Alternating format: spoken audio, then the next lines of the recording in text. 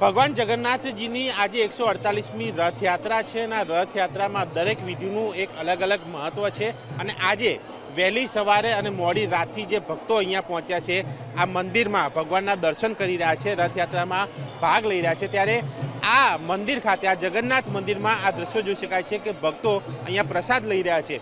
ખીચડી જાંબુ આ જે પ્રસાદ જે છે તે ભક્તો ગ્રહણ કરી રહ્યા છે અને આ પ્રસાદનું એક અલગ અનેરું જે છે તે મહત્ત્વ અહીંયા હોય છે।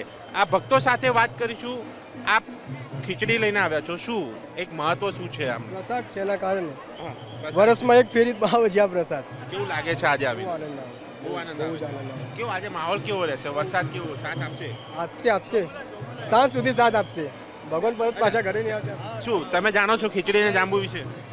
પ્રસાદી એટલે અન્ન એટલે વસ્તુ જ કહેવાનું જ ના આવે, જે આપણે ખેડૂતો મજૂરી કરીને એની અંદર જે અન્ન પકાવે છે અને એનો પ્રસાદ આપણને ભગવાનના દ્વારેથી આપણને મળે, એનાથી મહત્ત્વ બીજું કંઈ જ ના હોય।